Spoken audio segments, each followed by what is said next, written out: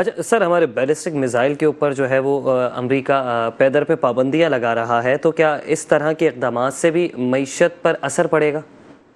नहीं, देखें, अमेरिका तो पाबंदी लगाएगा। देखिए, पहले तो आप ये चीज समझ लें कि पाकिस्तान बहुत अच्छे वेपन बना रहा है। इस दुनिया भी अभी ग्लोबली एक तरह से देखें वॉर के अंदर पूरी दुनिया चली गई है। हाँ। तो इस वक्त पाकिस्तान की एक्सपोर्ट बढ़ जाएगी वेपन की, और अमेरिका नहीं चाहता कि पाकिस्तान जो लॉन्ग रेंज के वेपन हैं, जो मिसाइल हैं, वो किसी और मुल्क के पास जाएं।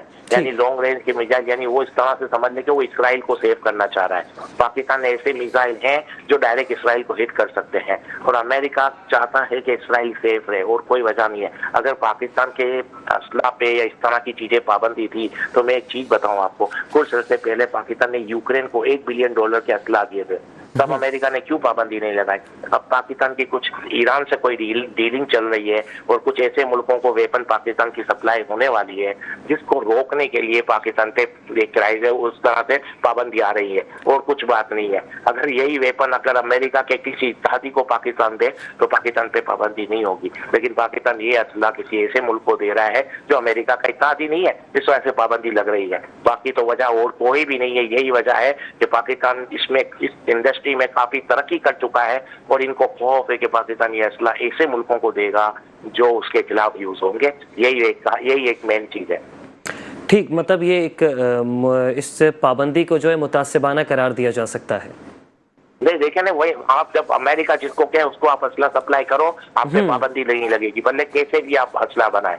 लेकिन आप ऐसे मुल्कों को सप्लाई एक्सपोर्ट करोगे जो अमेरिका नहीं चाहता, तो आप पे पाबंदी लगाएंगे। यानी ये वन साइड, यानी अपनी बात शायद कायम करने वाली बात है कि हम जो कहें वही काम करो। और अभी ग्लोबली ऐसे हालात हो गए कि अमेरिका एक अकेली सुपर पावर नहीं रही है, जिसकी वजह से वो कहते हैं ना कि अब रोज नई नई स्टोरी आ रही है। एक वक्त आएगा अमेरिका पाबंदी भी लगाएगा ना, उसका असर किसी मुल्क पे नहीं होगा, और कोई इस पे इम्प्लीमेंट भी नहीं होगा, और उसका फर्क भी नहीं पड़ेगा। आप देख लेना, साल 2 साल में अमेरिका की पाबंदियों की कोई वैल्यू नहीं रहेगी। जिस तरह से चेंजिंग हो रही है दुनिया में, जिस तरह से तब्दीली आ रही है, आप ये भी देख लेना।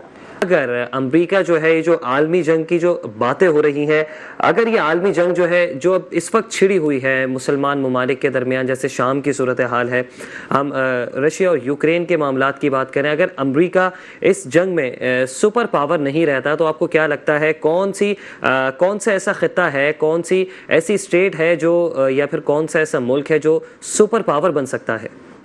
देखें, सुपर पावर अभी इस तरह होगा कि अभी जो वेस्ट की पावर है वो कम होती जा रही है। यानी अमेरिका अब सुपर पावर, अकेला सुपर पावर नहीं रहेगा, अब ईस्ट की तरफ चेंजिंग आ रही है। देखें, पहले क्या था, अब 100 साल पहले से आप चले ना, तो 100 साल पहले ऐसा, यानी 100 साल में फर्स्ट टाइम ऐसा हुआ है कि अमेरिका को किसी ने इकोनॉमिकली बीट किया है, वो है चाइना। और इससे पहले जो रशिया और अमेरिका की जो कोल्ड वॉर चल रही थी, जिसमें एक रशिया सुपर पावर कहा जाता था, लेकिन वो इकोनॉमिकली इतना स्ट्रॉन्ग नहीं था। अभी एक ऐसा वक्त आ गया कि इकोनॉमिकली स्ट्रॉन्ग कंट्री आ गए, यानी चाइना आ गया है। चाइना काफी इकोनॉमिकली बहुत आगे निकल गया है, टेक्नोलॉजी के अंदर अमेरिका से आगे है, और अब वो नहीं चाहते। वेस्ट देखते दिन ब दिन खत्म होता जा रहा है। उसकी वजह से यूरोप की जो जंग है, जो यूक्रेन की जंग, मैं आपको सही कहूँ, यूक्रेन की जंग चाइना चाहता है खत्म ही नहीं हो। उस जंग के जरिए ये वेस्ट को खत्म कर देगा। वेस्ट खत्म हो जाएगा, अमेरिका की खुद पावर टूट जाएगी।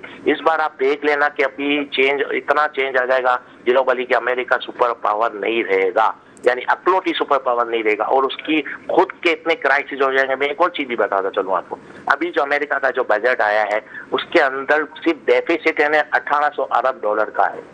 और अमेरिका ये चीजें किस तरह मैनेज करता है मैं आपको बताऊं, वो इस तरह मैनेज करता है कि पूरी दुनिया में डॉलर एक रिजर्व करेंसी है, जिसकी वजह से नोटें छाप देता है, उसको प्रॉब्लम नहीं है।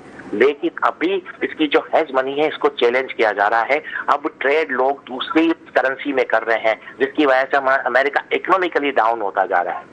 अब रहा सवाल कि ये तो, उसमें तो कोई दो राय नहीं है कि अमेरिका अकेली सुपर पावर नहीं रहेगा, क्योंकि इकोनॉमिकली भी अमेरिका काफी क्राइसिस में है। यूरोप तो बिल्कुल क्राइसिस में आ चुका है, बल्कि मुझे लगता है कुछ अर्से बाद आप सुनोगे कि यूरोप के बड़े बड़े कंट्री, यूके हो गया और जितने भी कंट्री हैं, ये दुनिया में उधार लेने निकलेंगे, कर्जा लेने निकलेंगे, ये भी आपको पता चलेगा। तब जब यूरोप टूटता है तो अमेरिका भी ऑटोमेटिकली टूटेगा, अब वो सुपर पावर नहीं रहेगा। अब ब्रिक्स के नाम पे जो, यानी रशिया हो गया, चाइना हो गया, इंडिया हो गया, ये ताकतें बहुत ऊपर आ जाएंगी।